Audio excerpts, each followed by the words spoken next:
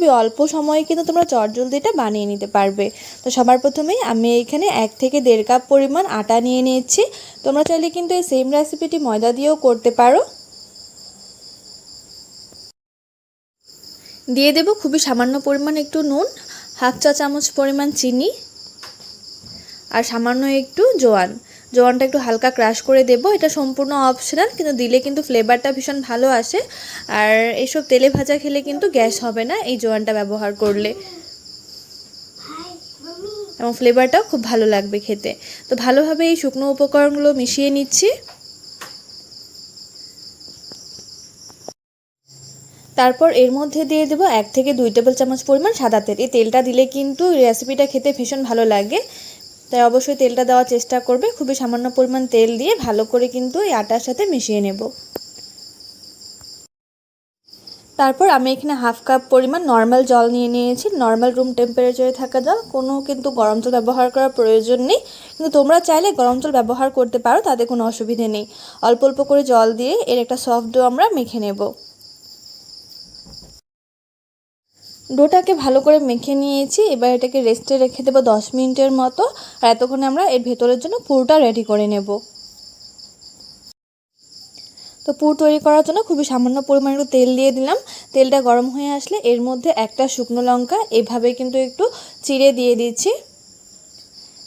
দিয়ে দেব কিছু কারি পাতা ফ্লেভারের জন্য।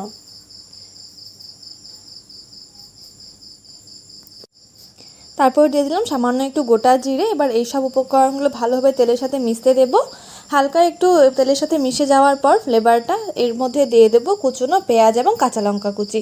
কাঁচা লঙ্কার পরিমাণটা অবশ্যই তোমরা নিজেদের পরিমাণ অনুযায়ী দেবে, কে কতটা ঝাল খেতে পছন্দ করো। এবার সামান্য একটু নুন দিয়ে পেঁয়াজটাকে হালকা একটু ভেজে নেব। খুব বেশি ভাজার প্রয়োজন নেই, জাস্ট পেঁয়াজটা হালকা সফট না হওয়া পর্যন্ত ভেজে নিতে হবে।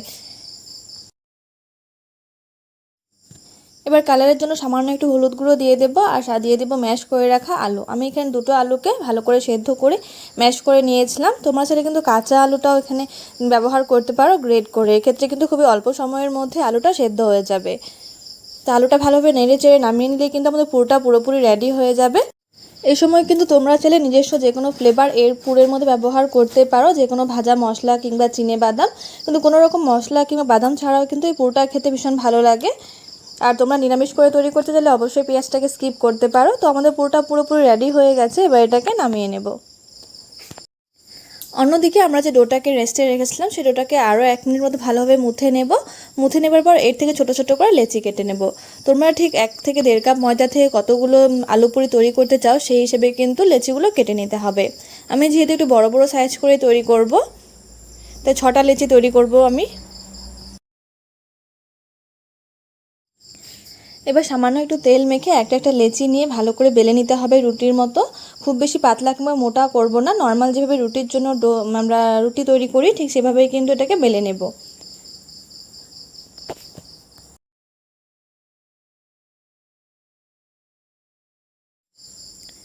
বেলে নেওয়ার পর এর মধ্যে দিয়ে দেবো পরিমাণ মতো পুর। খুব বেশি পুর দেওয়া যাবে না, নাহলে বেরিয়ে আসবে। আর একদম কিন্তু কম পুর দিলেও খেতে ভালো লাগবে না, তাই পরিমাণটা বুঝিয়ে দিতে হবে। তারপর এভাবেই কিন্তু পেঁচিয়ে পেঁচিয়ে এটাকে আমরা মুখটা বন্ধ করে দিতে হবে। ভালোভাবে মুখটা আটকে দেব যাতে পুরোটা বেরিয়ে না আসে। এবার আবারও এটাকে হালকা হাতে একটু বেলে নিতে হবে, খুব বেশি প্রেস করে বেলা যাবে না, হালকা হাতে একটু বেলে নেব। এটা খেতে এতটা নরম হয় যে মুখে দিলেই কিন্তু মিলিয়ে যাবে। সারাদিন যদি তোমরা বানিয়ে এটা রেখেও দাও তাহলে কিন্তু শক্ত হবে না, এমন নরমই থাকবে। অবশ্যই ট্রাই করে দেখতে পারো।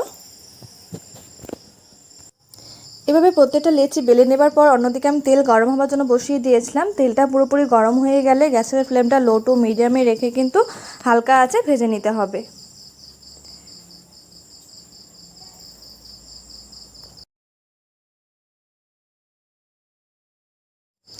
আমি দুপাশে বেশ উল্টে পাল্টে ভালো করে ভেজে নিয়েছি। এবার এটাকে তুলে নেব।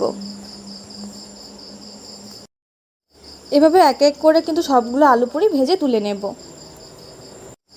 এর সাথে খাবার জন্য কিন্তু এক্সট্রা কোনো ডাল তরকারিরও প্রয়োজন হবে না, শুধুই খাওয়া যাবে, কিংবা সামান্য একটু সসের সাথেও কিন্তু খেতে পারো।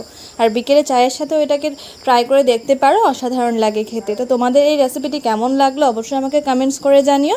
ভালো লাগলে চ্যানেলটিকে সাবস্ক্রাইব করে পাশে থাকা বেল আইকনটিতে প্রেস করে দিও, যাতে এমন নতুন নতুন ভিডিও আরও তোমাদের কাছে শেয়ার করতে পারি।